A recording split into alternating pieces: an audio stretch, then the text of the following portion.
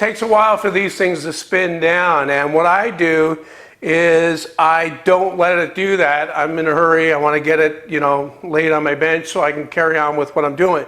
So to stop it, I do this.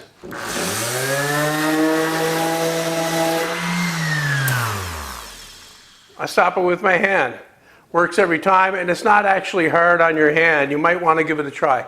Now, my hands are calloused and work hardened, but I don't think it makes much of a difference. There are probably going to be a few people that don't like this, but you know what? It works for me. I've been doing it for a long time, and certainly it's better than going out and buying a product. I know there's a product you can buy that you put your sander in. I don't know if they make it for a 6-inch sander like this one, but you set it in there and it supposedly lets it run down or stops it quicker. But you know what? That costs money. This here is free.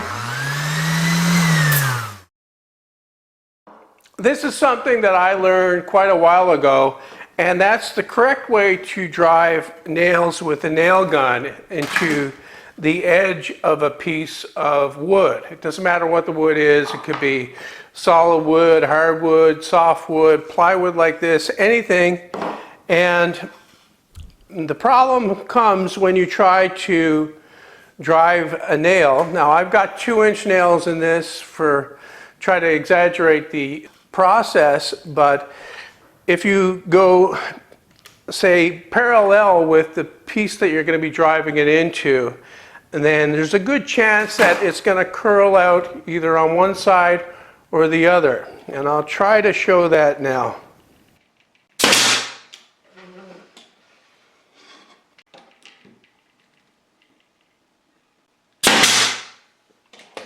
Now, the primary reason why it does that is because of the way these nails are made. They have a chisel point and it's along the length of them, so that as it goes into the wood, it will want to curl either way this way. It'll probably go straight the other way, and you can see that here. It came through the side, even though I tried to get it in the dead center. Now, too often that will happen, and too often that'll leave you with a piece that's ruined because you have a nail sticking out the side. The better way is to drive the nails in perpendicular to the piece that they're going into.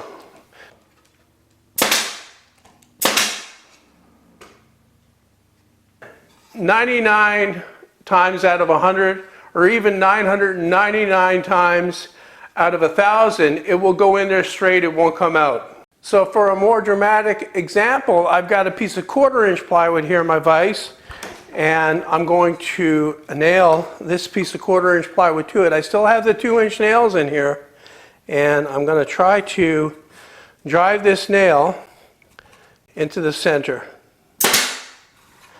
And you can see that it went in and it didn't come out.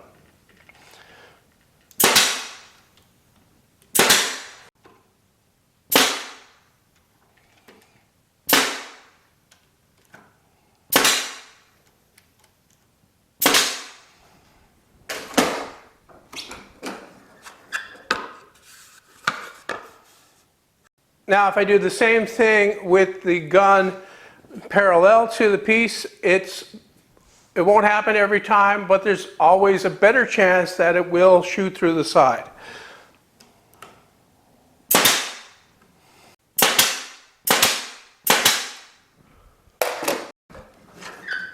So as you can see, they did curve through the side, and you can actually see the curl in the nail as it comes through. And like I say, that's primarily due to the way these things are sharpened on the tip. They will go in and the chisel point will hit uneven grain and go that way or this way. But if you go perpendicular, if it goes this way or that way, it's still in wood. It goes this way or that way. It will not tend to go out that way. Let's just say that you've built a storage box, something like I have here, from cheap 1/2-inch plywood, and to make the edge a little bit more durable, or to make it so that it looks a little bit better, if you paint the project, there's a way that you can cap it that makes it ultra durable, and it's also very simple to do and inexpensive.